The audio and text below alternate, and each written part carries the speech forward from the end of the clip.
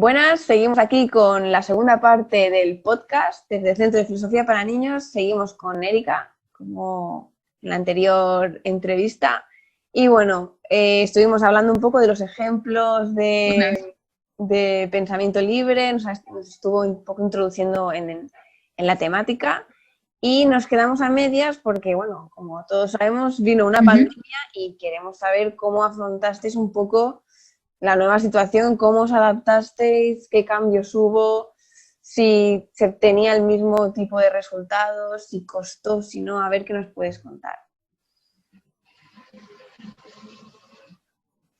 Pues sí, a ver, dichosa pandemia, sí que ha habido cambios bastantes y pues, sí, también dificultades y bueno, beneficios algunos. Yo también así como lo más grande, así como lo más acuciante, es que de las dos, de beneficios y dificultades, atendería para mí a lo mismo, que es el formato.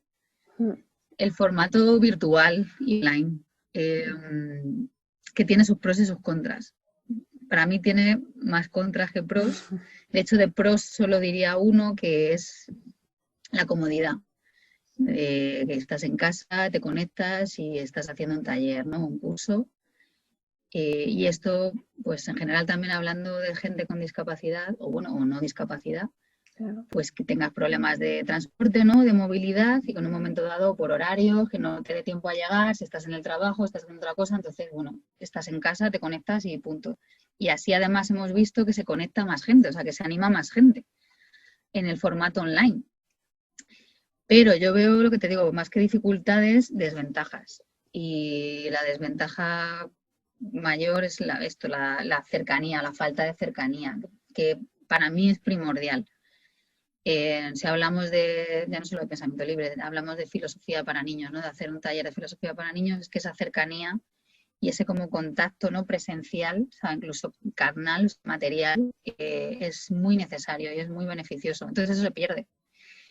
Otras cosas que se pierden, que son, creo, súper importantes y básicas en filosofía para niños, es el dinamismo de un taller o de una práctica cualquiera.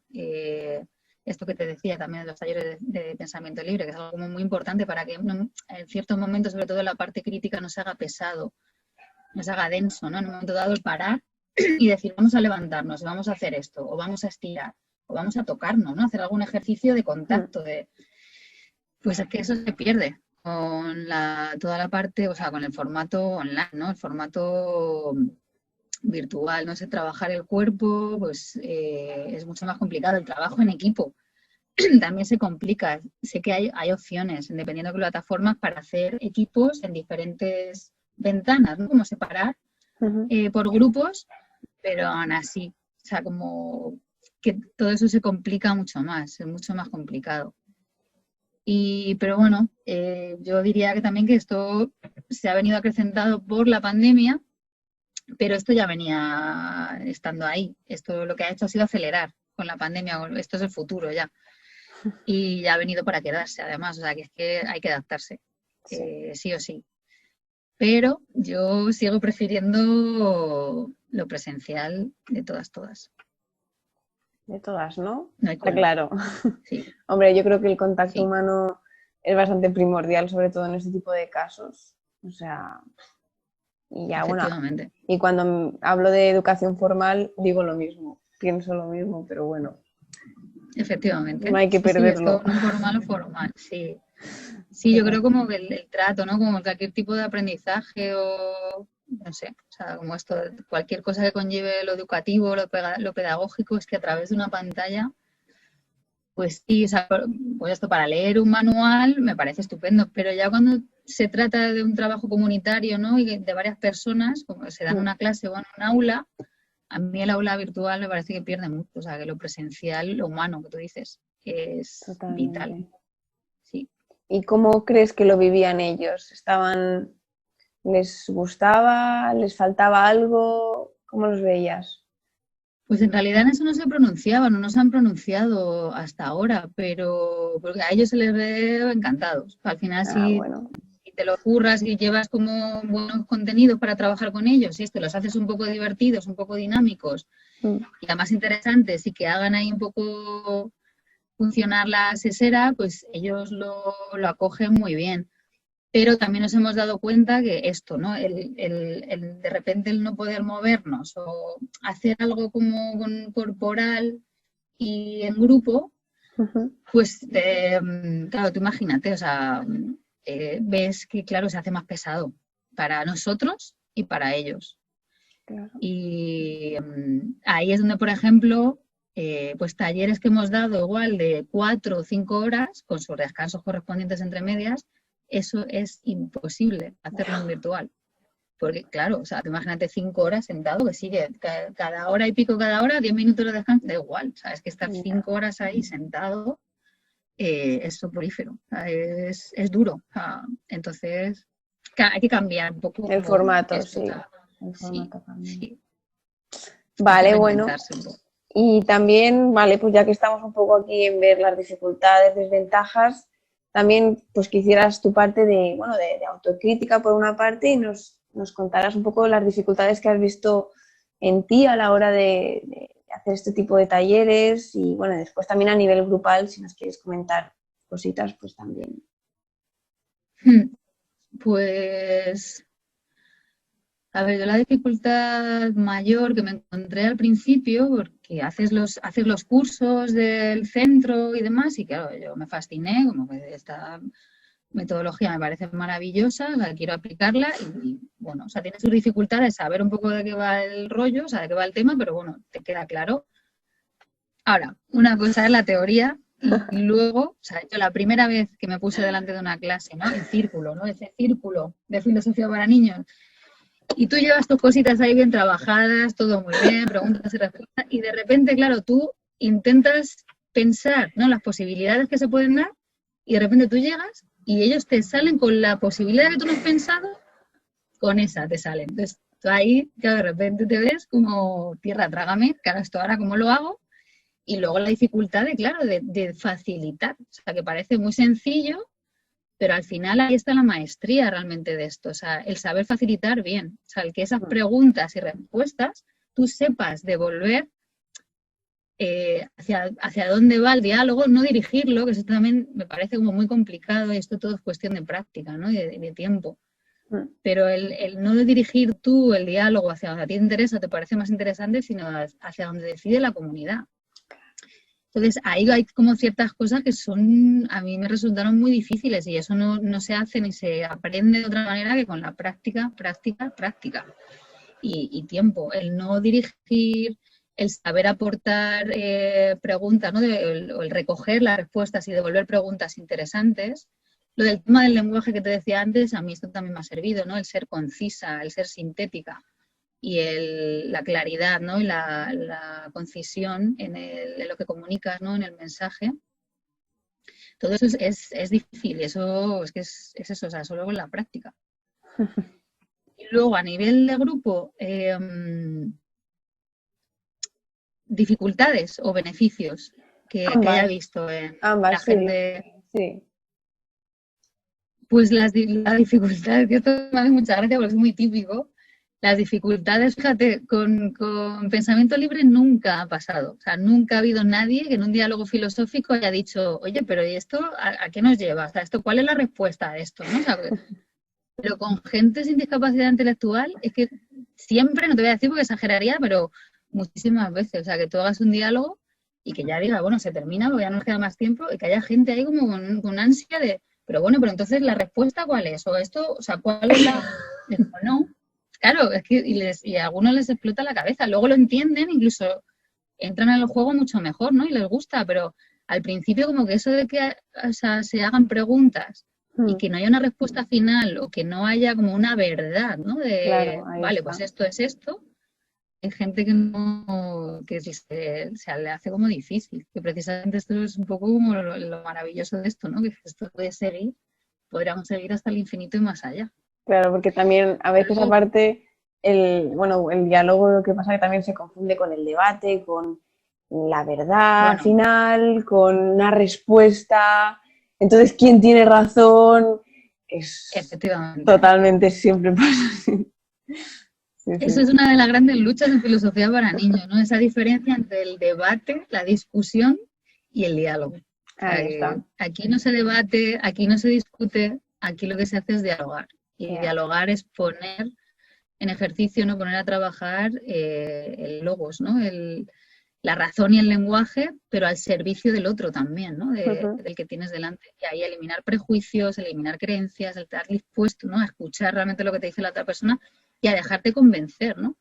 Que eso es algo como cada vez yo creo más complicado hoy en día. Pero sí, el tema de la razón, de llevar la razón o la respuesta final y la verdad es algo que todavía mucha gente tiene metida. Ya. Y luego, pues los beneficios que haya visto, pues sobre todo tendrían también mucho que ver con esto, ¿no? O sea, como la contrapartida a esto que te estoy diciendo de las dificultades. Ves a gente que de repente pues abre, ¿no? Tiene como de repente una apertura ahí de mira de decir, ostras, pues que igual es verdad, claro, que no hay una respuesta definitiva para el problema de Dios o para el problema del bien y del mal, que esto pues, que es relativo, ¿no? O que igual yo tengo una opinión y el otro otra, o que esto no hay una respuesta definitiva. Eso de repente como que abre ahí, ¿no? Una ventana ahí en el cerebro, ¿no? En la cabeza, muy positiva. El tema del lenguaje, creo que también esto en pensamiento libre lo hemos visto, ¿no? Que como que tengan una mayor capacidad también de expresar emociones en un momento dado o de expresar lo que piensan, ¿no? Como sin miedo, el Y ser sentirse escuchados precisos. al final, Sí. eso es. Claro, definir, aprender a cómo a definir, ¿no? A diferenciar una palabra de otra, aunque parezcan similares, pero no son lo mismo. Ujú. Y sí, el tema del lenguaje, es muy, muy importante y fascinante. Pero bueno, esto sobre todo es que es como muy lento, eso también siempre lo decimos. Esto siempre es a fuego lento. O sea, los beneficios nunca se ven en una Ya, sesión, claro. 2 sesiones, ni en 5. O sea, esto es algo como que hay que trabajarlo mucho y los beneficios se ven como a la larga. O sea, si queremos a corto plazo varitas mágicas y resultados sorprendentes en poco tiempo, es que filosofía para niños ni pensamiento libre no Ya, es tu programa ni tu proyecto. O sea, esto es como con paciencia y hay que trabajarlo poquito a poco. Sí. claro. Como todo lo bueno en esta vida, ¿no? Bueno, pues claro Un que buen sí. guiso, con paciencia, claro, y poquito a poco. Sí, sí. Y bueno, y si quieres también puntualizar algo brevemente a nivel general, digamos, de algún beneficios o dificultades también, que poco se habla de las dificultades, pero bueno, no sé, algo que quieras puntualizar desde tu perspectiva, tu experiencia. ¿Dificultades con filosofía para niños? Pues a ver, yo cada vez más, fíjate que antes era, esto igual me caen piedras, ¿eh? Por decir esto en público, pero yo antes era como más radical, diría, en mi amor, ¿no? Por el proyecto y por el programa de filosofía para niños, lo sigo teniendo, o sea, me sigue pareciendo potentísimo y muy necesario, pero fíjate que hoy en día es como que no de forma exclusiva. Antes sí creía que filosofía para niños era como la panacea de todo y que solo con filosofía para niños en el tema de la educación iba a ser como la revolución y que esto solucionaría todos los males que ha habido y por haber en los temas educativos, pedagógicos y demás. Hoy en día no lo creo. O sea, creo que filosofía para niños es una herramienta súper potente, muy bien estructurada y que trabaja ciertas cosas muy necesarias, como es la multidimensionalidad del pensamiento, las habilidades y demás, pero creo que es necesario enriquecerla y de hecho es que es lo bueno también de esta metodología, que es que se puede nutrir y enriquecer de otras pedagogías. O sea, que no es necesario practicar solo filosofía para niños todo el rato, no. O sea, se puede complementar con otras cosas y creo que es necesario, además, que se complemente y se nutra de otras pedagogías, de otras metodologías. Sí. Incluso la Muy, clase magistral, ¿eh? O sea, yo no soy sí. de las que demonizan la clase magistral de toda la vida, creo que también tiene sus beneficios y es necesario. Entonces, bueno, como que hay un momento para todo y que en realidad una buena educación sería esto, ¿no? Como una mezcla de buenas prácticas donde, por supuesto, estaría filosofía para niños, entre otras. Muy buena perspectiva. Muy interesante. No, Un no, poco de autocrítica también, ¿no? Que no no, viene está mal. muy bien, claro que sí, sí, sí. No había escuchado nada así que me ha gustado mucho, sí, sí. Y bueno, y también ya un poco para finalizar, ir finalizando la entrevista, es un poco qué futuro auguras a la práctica de CPN, de Filosofía para Niños. ¿Cómo lo ves? Pues yo te diría que precisamente donde veo futuro es en la educación no formal, dentro del programa de Filosofía para Niños. Y creo que ahí es donde hay que seguir abriendo y explorando posibilidades, que seguro que las hay. Porque, a ver, al final el programa de Filosofía para Niños, el proyecto, surgió de Lippmann, Matthew Lippmann y Anne Sharp en un contexto educativo formal. O sea, no nos olvidemos, para niños, ¿no? Dentro de la educación formal, de 3 a 18 años.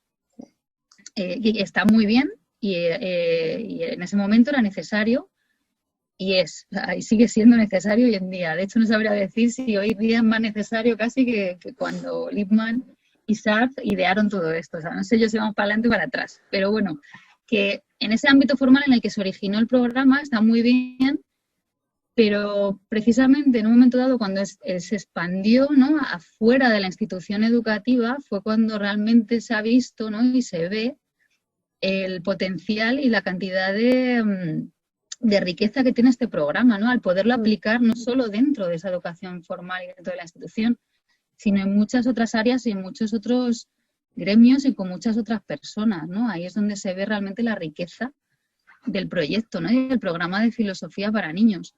Entonces creo que a título personal, o sea, gracias precisamente a toda esta gente que en su momento pues abrieron ahí la brecha de aplicar esto, esa filosofía para niños en otros ámbitos totalmente fuera de las fronteras de lo formal, es lo que esto, ¿no?, lo que hace que se nutra mucho y donde podemos ver realmente la cantidad de aplicación y la fortaleza y el futuro que tiene esto, porque lo que digo, os aseguro que hay todavía campos por explorar y por abrir dentro de la no formal. Entonces me parece como muy importante y me gustaría que el futuro del programa fuera dentro de la educación formal, que de hecho que fuera más, ¿no?, que fuera más conocido, que se aplicara en más sitios, que todavía es necesario, como digo, o sea, por desgracia sigue siendo necesario, pero me parece igual de importante, incluso más, que se siga fomentando el programa y el proyecto fuera de la educación formal, en la no formal,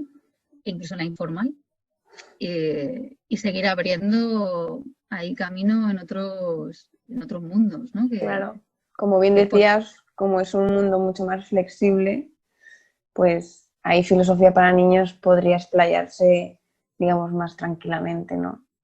mucho más. Y esperemos que así sea, vamos, que no decaiga. Claro, que no decaiga. Pues muy bien, muy interesante, Jolín, todo lo que nos has contado. Vamos a dejar Pues me alegro. aquí la entrevista. Espero que hayas disfrutado. Pues sí, mucho de la compañía, de las preguntas y de la charlita, claro que sí, sí, sí. Genial. Pues bueno, nada, nos despedimos aquí, Erika. Y nada, pues para nuestros Muy bien, oyentes, que muchas gracias. Espero que os haya gustado este podcast. Y nada, que bueno, que seguimos en redes sociales activos, en Instagram, en Facebook y bueno, en Spotify y nada, y en YouTube, finalmente. Así que nada, hasta la próxima. un besazo. Chao, chao.